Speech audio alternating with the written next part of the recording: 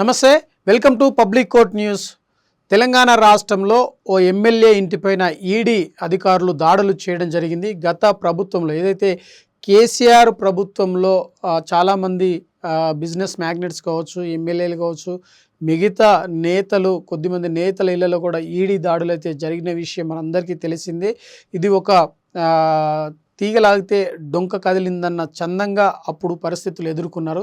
తాజాగా కాంగ్రెస్ ప్రభుత్వం అధికారంలోకి వచ్చిన తర్వాత తొలిసారిగా ఎమ్మెల్యే గూడెం మైపాల్ రెడ్డి, పటాన్ చెరువు ఎమ్మెల్యే, బీఆర్ఎస్ పార్టీకి చెందిన నాయకుడు, ఆయన ఇంట్లో ఈ ఉదయం 6 గంటల నుండి ఈడీ అధికారులు పూర్తి స్థాయిలో దర్యాప్తు చేస్తున్నారు. మరొక వైపు దాడులు చేసి ఆర్థిక లావాదేవీలకు సంబంధించి పూర్తి స్థాయిలో సమాచారాన్ని సేకరించేందుకు వారు ఇప్పటికే ఉదయం 6 గంటల నుండి సోదాలు అయితే కొనసాగుతున్నాయి. గతంలో ఏదైతే పటాన్ చెరువులో అసైన్డ్ భూములు ఉన్నాయి, ప్రభుత్వ భూములు ఉన్నాయి, 1000 ఎకరాలు ఉన్నాయి.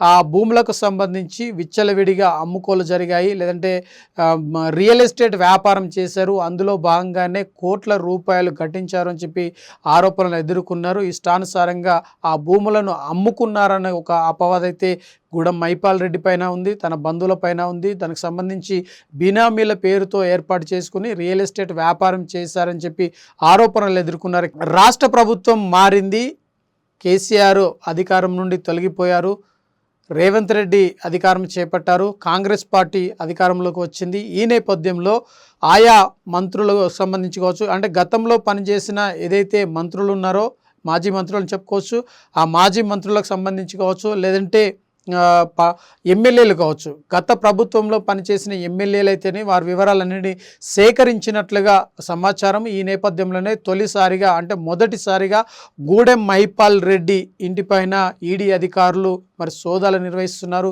అందులో భాగంగా అతను మొదటి ఎమ్మెల్యే కాకముందు ఏ విధంగా తన ఆస్తిపాస్తులు ఉండేవి, తర్వాత ఎమ్మెల్యేగా అధికారం చేపట్టిన తర్వాత ఎటువంటి ఆర్థికంగా ఎదిగాడు, ఎలాంటి వ్యాపారం నిర్వహించారు, ఏ విధంగా రియల్ ఎస్టేట్ వ్యాపారం జరిగింది, ఆ పూర్తి వివరాలు సేకరించేందుకు ప్రయత్నాలు అయితే కొనసాగుతున్నాయి. మరొక వైపు అతను బంధువుల పేరుతో ఉన్న భూములు కావచ్చు, లేదంటే రియల్ వ్యాపారాలు కావచ్చు, లేదంటే కంకర మిల్లులు అయితే పెద్ద ఎత్తున నిర్వహిస్తున్నారు. వీటికి సంబంధించి పూర్తి స్థాయిలో సమాచారాన్ని సేకరించిన తర్వాత ఏ విధంగా ఇవి తనకు ఏ విధంగా లభించాయి, ఎటువంటి వ్యాపారాలు చేసిన తర్వాత ఇంత పెద్ద మొత్తంలో ఆస్తులు సంపాదించారు అన్న కోణాన్ని అయితే బహిర్గతం చేసే అవకాశం కనిపిస్తుంది.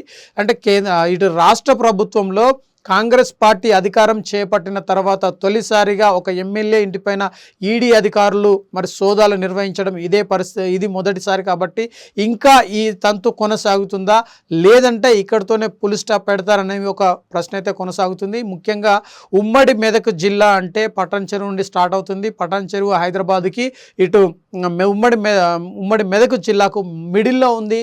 మరొక వైపు ఇక్కడ రియల్ ఎస్టేట్ వ్యాపారాలు పెద్ద ఎత్తున సాగుతాయి.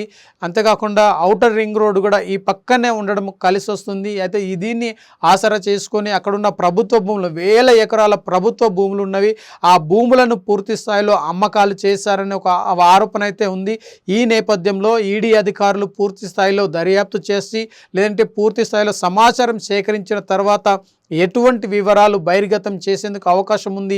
ఇప్పుడైతే బీఆర్ఎస్ నాయకుల్లో, లేదంటే బీఆర్ఎస్ ఎమ్మెల్యేలు కూడా ఇదే వరుస కొనసాగుతుంది అని ఒక ఆందోళన అయితే కొనసాగుతుంది. గతంలో ఏదైతే బీఆర్ఎస్ పార్టీకి చెందిన నాయకులు అటు కాంగ్రెస్ పార్టీ ఎమ్మెల్యేలను ఏ విధంగా అయితే చేర్చుకున్నారో ఆ విధానాన్ని కాంగ్రెస్ పార్టీ కూడా, లేదంటే రేవంత్ రెడ్డి ప్రభుత్వం అదే విధానాన్ని అవలంబిస్తుంది అని చెప్పి ఒక అపవాదైతే కాంగ్రెస్ పార్టీకి పడే అవకాశం కనిపిస్తుంది. అంటే పార్టీ మారాలి, లేదంటే కాంగ్రెస్ పార్టీలో చేరాలని ఈడీ అధికారుల చేత ఒత్తిడి చేయిస్తున్నారా, లేదు ప్రభుత్వ భూముల అమ్మకాల విషయంలో జరిగిన అవకతవకలు కావచ్చు, లేదంటే అక్రమంగా ఆక్రమించుకునే ఆ భూములను అమ్మి సొమ్ము చేసుకున్నారని ఈడీ అధికారులు దర్యాప్తు చేస్తున్నారా, లేదంటే సోదాలు నిర్వహిస్తున్నారని బహిర్గతం అయితే కానీ బయటికి వచ్చే సమాచారాన్ని బట్టి తెలియనుంది.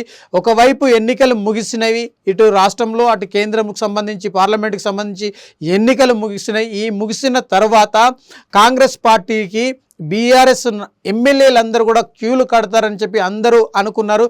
కానీ మెజారిటీ స్థానాలకు సంబంధించి కాంగ్రెస్ పార్టీ గెలుచుకోలేకపోయింది. సుమారు 14 స్థానాలు కనుక గెలిచి ఉంటే బీఆర్ఎస్కు సంబంధించి ఎమ్మెల్యేలు ఖచ్చితంగా కాంగ్రెస్ పార్టీలోకి క్యూ కట్టే అవకాశం ఉంది. కానీ బీజేపీ కూడా 8 స్థానాలు గెలుచుకొని మేము ఉన్నామని చెప్పేసి ఒక ధీమాకు మరి ప్రజలకు ఒక ధీమాను ఇవ్వడం జరిగింది. ఈ నేపథ్యంలో ఇటు బీఆర్ఎస్ ఎమ్మెల్యేలు బీజేపీకి వెళ్తారా లేదంటే కాంగ్రెస్ పార్టీలో చేరతారా అనేది మాత్రం ఒక ప్రశ్న అయితే కొనసాగుతుంది. మొత్తం మీద బీఆర్ఎస్ ఎమ్మెల్యేలకు పైన ఒత్తిడి అయితే పెరుగుతుంది. వారిని పార్టీలు మారేలాగా పరోక్షంగా లేదంటే ప్రత్యక్షంగా వారిపైన ఒత్తిడి తీసుకొచ్చినట్టు ఈ ఈడీ అధికారులు చేపట్టిన దాడులతో కావచ్చు లేదంటే సోదాలతో ఒక స్పష్టమైన సమాచారం బీఆర్ఎస్ నేతలకు ఇచ్చేందుకు ప్రభుత్వం ఇలాంటి కార్యాచరణ చేపట్టిందన్న అనుమానం అయితే తలెత్తుతుంది.